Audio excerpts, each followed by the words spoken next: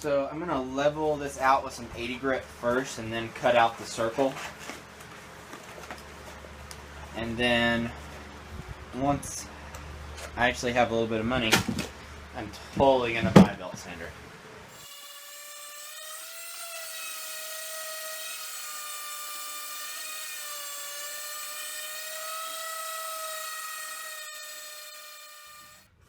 To make it where I can cut a 36-inch circle, I need an 18-inch radius. I'm going to use this piece of scrap pine plywood and figure out a way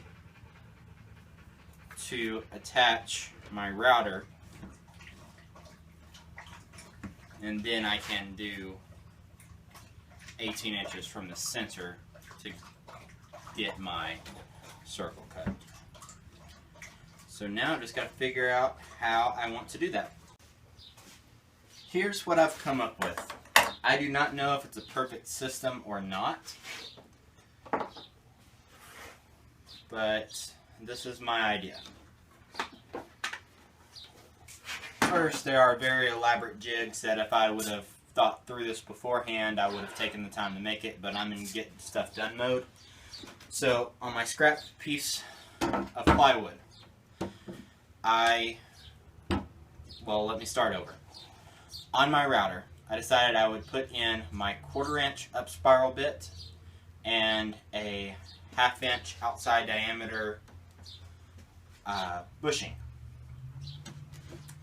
Then I drilled a 1/2 inch hole in my piece of pine, or piece of plywood. That bushing fits in there pretty snug, like that.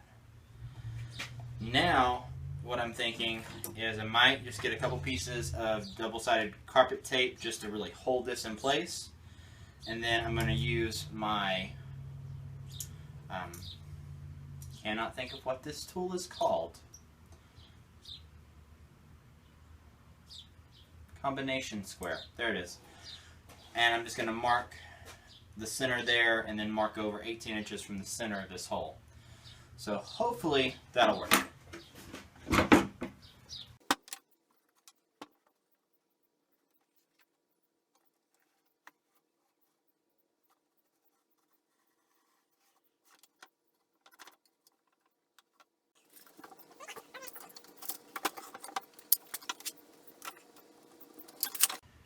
Okay, so I've got this marked now, and I'm just going to grab a screw. So I just grabbed just a Craig screw to put through the center of this mark.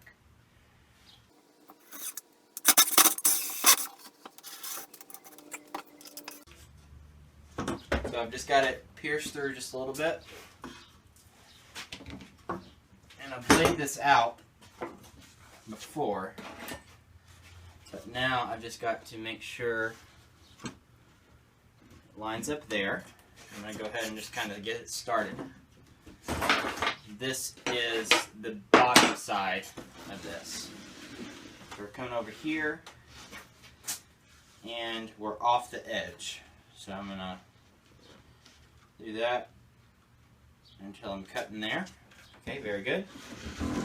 Go back, still cutting there.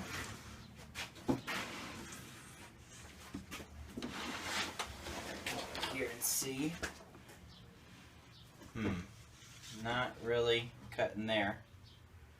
This is a very tight 36-inch arc. So that's good.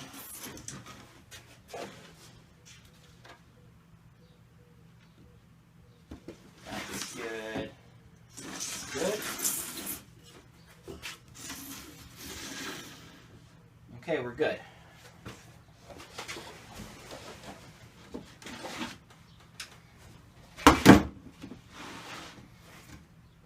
Now, let's double check this guy here one more time. Yeah, okay, we're good. So now, I'm just going to lock this in place.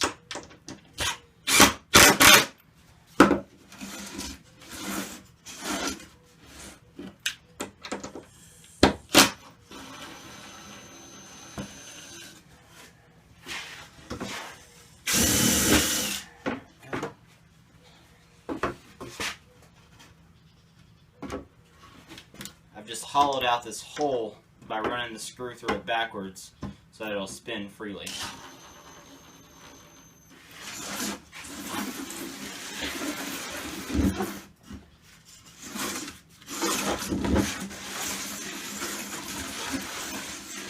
There we go. Now I'm not going to cut it out in here because I don't really have room, so I'm going to go set up outside to do this. Okay, so this is either going to work or I'm going to run all the hard work I've previously done.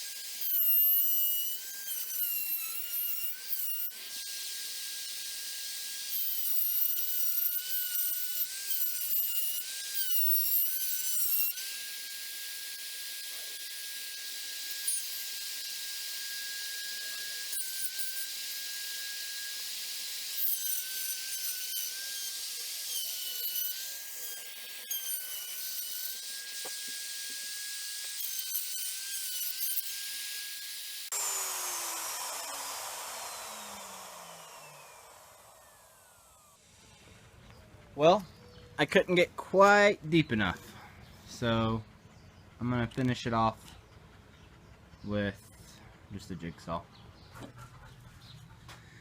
That dog is hot. It's over 100 degrees today. I just hosed her off real good, help her stay cool.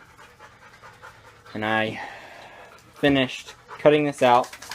My plunge router wouldn't go all the way through it, less about 1/8 of an inch all the way around, so I finished it up with a jigsaw, then went back with a plush trim bit, and then I went back again with a round over and just gave it a nice little round over. I'm going to have to smooth it out a little bit.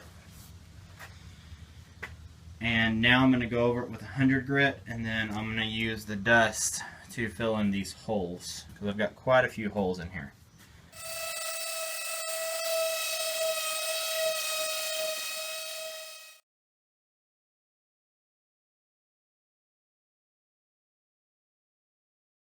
It's a hot day in Starbucks. Yeah. It's a hot day. Well, here's my top. I've only done one coat of wipe-on poly. I'm waiting for it to dry, and then I'll sand it and then do a second. And this one I think I'm going to go ahead and do a third and maybe even a fourth coat.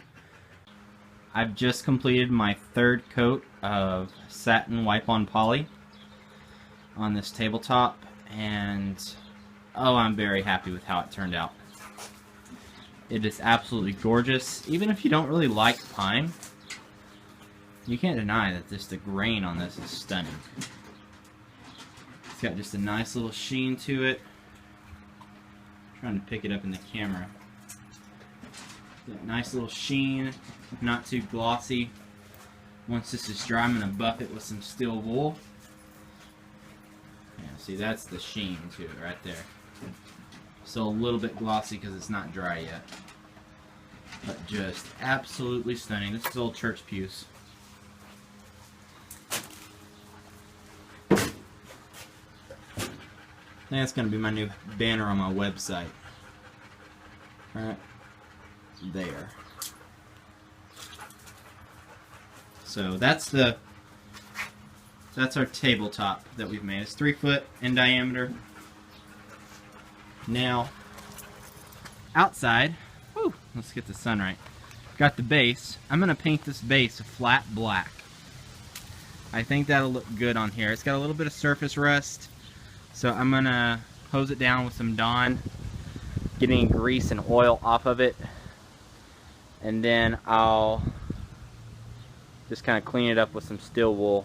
Maybe I should do the steel wool first and then Dawn it. I think, yeah, I'll do that. I'll get some steel wool and WD-40 to get the rust off, and then I'll hose it off really good. The WD-40 and this cool little can with the spray nozzle is very convenient because you always lose that.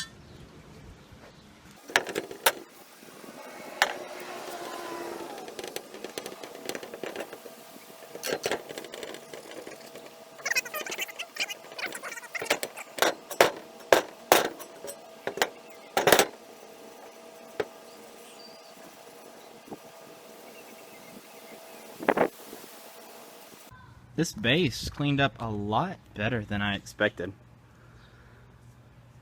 Really, with like a good polishing and stuff, it could be good to go. The problem is this cheap little plastic sleeve.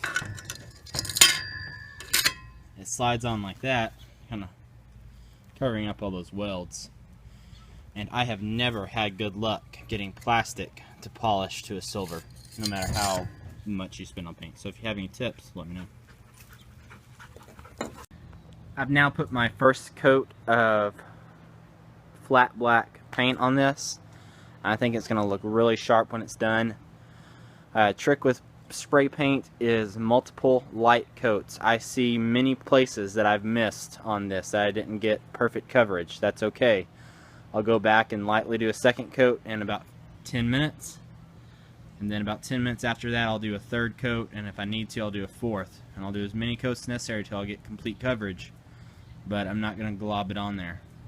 I think that gives you better results. So I've got that guy, and that guy I got to flip over here in a second and do the other side. I think those are going to go together nicely.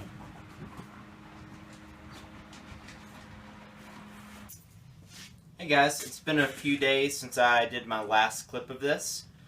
Got the top pretty well done here. I only did one coat of poly on the bottom just to kind of seal it. I don't have to have a great finish on that. And then I cut a, I cannot remember how long this is. I think it's 18 inches.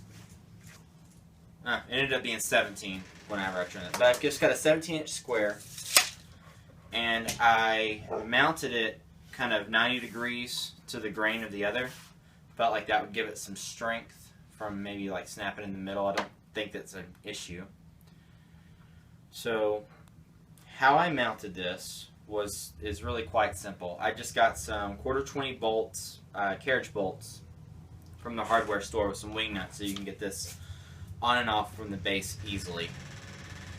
Then I drilled it out, and then I countersunk the holes for the carriage bolts with just a Forstner bit, hammered those in, and then I mounted this flat against the wood. I didn't glue this down. I really debated whether I should or should not have. So I don't know, if you have any advice on that, let me know, and I might go back and put glue on it. But I just attached this plate with 4 screws right there, and I think that should hold it rigid enough, support the weight of the top, and allow it to kind of expand and contract a little bit if it needs to. I rounded over all these corners real good, and then I went ahead and did a 45 on all the corners, kind of make a rough octagon shape. This isn't really for looks so much as, have you ever just put your knee under a table and caught a corner on something? It's awful. It's horrid. So I just decided that would just be a nice little thing, that if you get your knees under there, you're hitting just kind of a softer rounded corner instead of a sharp 90-degree corner. So that was the philosophy behind that. Now it's just really the final assembly, and that's just installing the base, and there's a little set screw that goes in one of these 3 holes to hold the base. I haven't got my leveling feet yet from Rockler, but they should be on the way soon. But we'll put this together and get some good pictures of this table all assembled. Here is the finished table.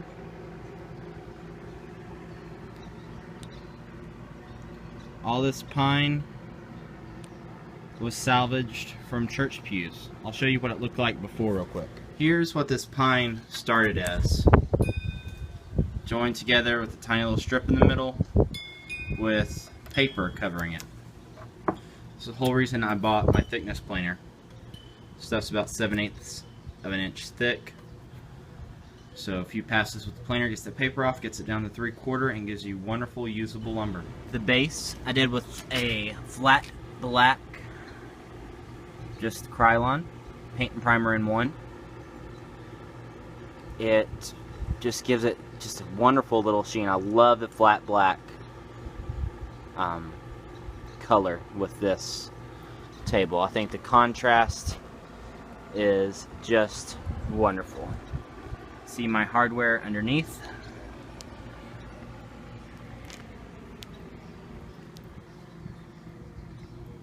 And that beautiful top with old, solid southern yellow pine.